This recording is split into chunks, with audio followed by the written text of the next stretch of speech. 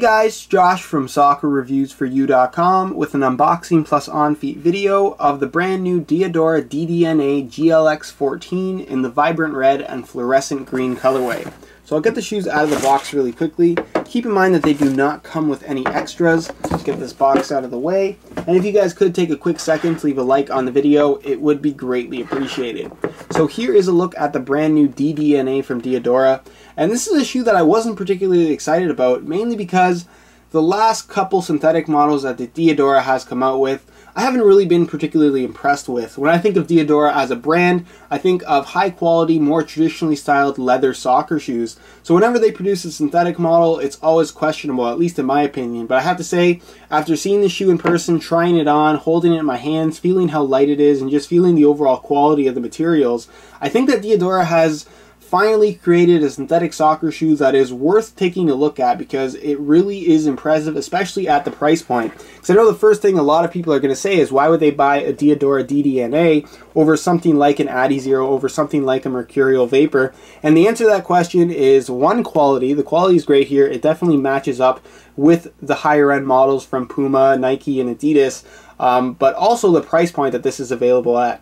Shoes from Nike and Adidas on the high end retail somewhere around the $200 mark, whereas this particular shoe retails at $150, and with the right coupon codes and the right deals through Buy It Now links down below in the description, you can pick these up for as little as about $130, which is very good, especially for a top-end soccer shoe with very high quality materials and just a great fit overall. Now, I don't want to talk too much about the performance of this shoe simply because I haven't worn it already, but like I said, I am very impressed with what Diadora has come up with the DDNA model.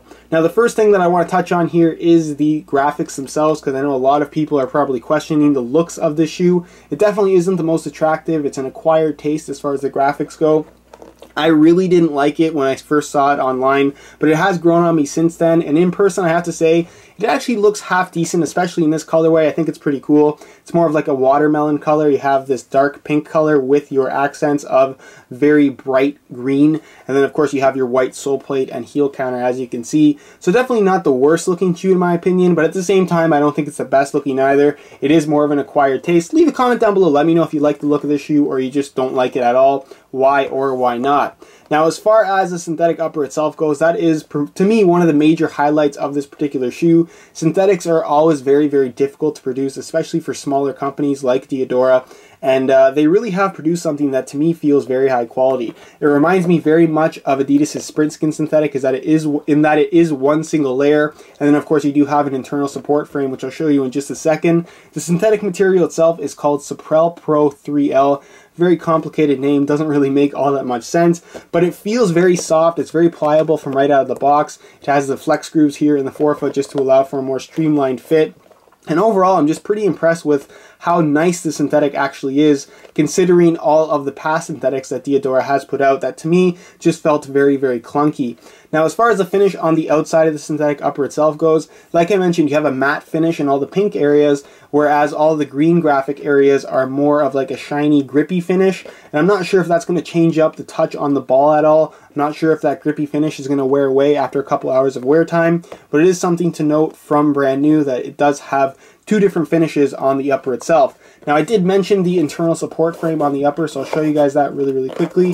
Just give me a second to unlace the shoe. Basically, you just have extra layers of fused-on synthetic on the inside of the boot, as you guys can see. Goes right to the base of the sole plate, and it's there just to stabilize the lateral section of the upper, so when you are making hard lateral cuts, pushing off from side to side, the upper is not going to move around on you all that much, and your foot's going to stay locked in place and secure on the inside of the shoe.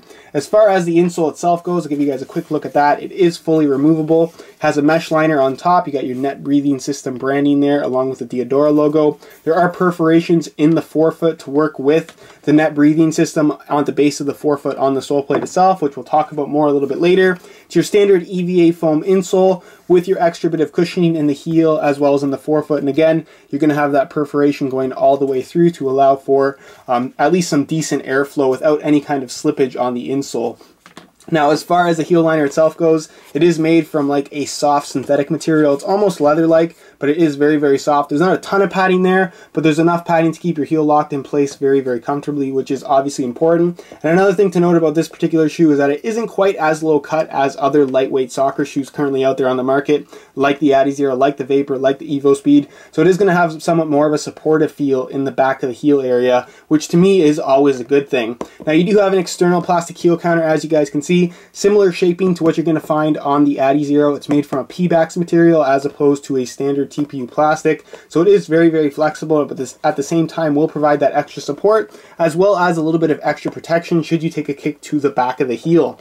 Now as far as the sole plate itself goes, again, it is that very lightweight construction similar to the Adizero, but it is two pieces, so keep that in mind. The heel counter and sole plate are actually two separate pieces altogether. They are not one piece. Now the sole plate and heel counter, like I mentioned, are made from P-Bax, so it's a very, very flexible material. There's not much rigidity to it whatsoever in the forefoot, which is to me a really, really good quality of this particular shoe. Then you have this kind of geometric pattern here through the midfoot just to provide that little bit of midfoot stability for when you are striking the ball and need more of a solid feel. One thing to note about this particular shoe that I'm personally a big fan of is the quality of the construction of this boot. You have your two rivets here at the toe, so you know that the sole plate and upper are actually riveted together along with glue, so durability is not going to be a concern. Like I mentioned, Diadora always produces very, very high quality products, and the DDNA to me is no different. Now as far as the stud pattern itself goes, this is the GLX 14 stud pattern. You have 14 studs in total. You have your 4 in the back and your 10 in the forefoot area. They have a combination of like a diamond shape, as you can see, and then 4 very thin conical studs here on the inside of the forefoot. Now again, it's kind of a change up of different studs, so you have more maneuverability at this part of the forefoot, while you have more of a push-off grip style stud in the diamond shaped studs. I'm not sure how it's going to perform. The studs themselves just to me seem very, very unique, and I'm curious to see how it's going to feel on firm natural grass playing surfaces, but just from the looks of it, it does appear to be very, very promising, at least in my opinion. Now this silver area you have here in the middle of the forefoot is Diadora's net breathing system. It's not a new technology from Diadora. They've been using it on their shoes for the last couple of years, and basically it's a system that allows for more airflow, or any kind of airflow, through the base of the sole plate. Now it's going to allow air to pass through the inside of the shoe to the outside, but not allow water or moisture to go into the shoe, which is obviously very, very important. Now it does actually work. It does allow for a little bit of airflow. Is it a super noticeable feature on the shoe? Just from past experience with the net breathing system from Diadora, to be completely honest with you, no. But it is kind of a cool, neat little feature. It doesn't add any weight to the shoe, and to me it's just something unique that you can only get from Diadora. And if you do kind of suffer from really sweaty feet when you play, this is definitely something to consider. It may solve your problem at least just a little bit. So that's pretty much it as far as the unboxing portion of this video goes. And move on to a quick weigh-in so you can see how lightweight these guys are. Again, when you think of Diadora, you don't necessarily think of ultra lightweight soccer shoes, but the DDNA is surprisingly lightweight both in hand and on feet. So I'm going to weigh this pair for you today in real time. Keep in mind this is a brand new pair in a size 9 US. We're going to throw it on the scale, and you can see that they weigh in at 6.4 ounces, which is incredibly lightweight. It's lighter than the Mercurial Vapor 9 and pretty much right on par with the synthetic F50 Adizero. So in comparison to other top-end models from some of the bigger brands, like I said, it's right on par with them in terms of weight. So that's pretty much it as far as the weigh-in portion of this video goes, and move on to a quick on feet so I can get a better idea as to how these shoes fit and what the sizing is like. Alright, here's a look at the DDNAs on feet, and after trying them on, I have to say that one of the standout features that's going to appeal to a lot of people is the fit of this shoe, because it does have that lightweight construction but doesn't have a narrow fit. Something that you can always count on for Diadora is generally a wider fit, especially through the midfoot, and the DDNA is no different. You can see that through the midfoot, how the laces are tied. There's plenty of extra width here. It doesn't hug your instep too tightly. There is that little bit of extra wiggle room, especially in the toe box and forefoot area.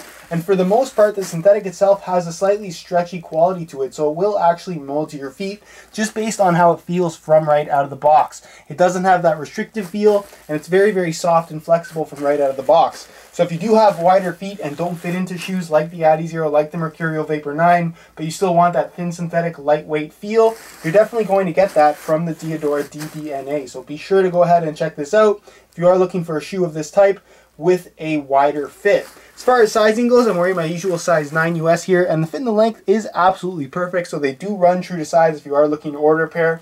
I know a lot of people are scared of ordering different brands that they don't know about because of sizing, but these ones definitely do fit true to size, so keep that in mind. So that's pretty much it as far as the on-feet portion of this video goes, and I'll leave you to my final thoughts. Alright guys, that's it for my unboxing of the Diadora DDNA. I have to say that I'm thoroughly impressed with what Diadora has been able to come up with. This is a legitimate contender as a lightweight soccer shoe currently out there on the market. It has very high quality synthetic, it has the lightweight build, it's very comfortable, and most importantly that I think is going to appeal to a lot of people is, like I said, it does have that wider fit. So if you do have wider feet and don't fit into shoes like the Adizero, like the Mercurial Vapor 9, this is definitely something to take a look at, especially at the affordable price range that it's available at, which you can find buy it now links to down below in the description. As far as overall performance go, I'm going to get to testing these guys right away, so be sure to check out my full written review that should go up in the next couple of weeks on my website, soccerreviewsforyou.com. I will leave a link in the description to the review page on my website. In the meantime, on that review page, you will find the high quality images of this shoe, just to give you a better idea as to how it actually does look in person, as well as buy it now links with the best prices online, including exclusive SR4U coupon codes, so go ahead and check that out. If you have any questions regarding this shoe, feel free to leave a comment down below. If you enjoyed today's video, be sure to support it with a like. Subscribe if you haven't already for daily videos on all the latest soccer gear. You can find all of my social media information down below in the description. And other than that, guys, hope you enjoyed today's video, and as always, thanks for watching.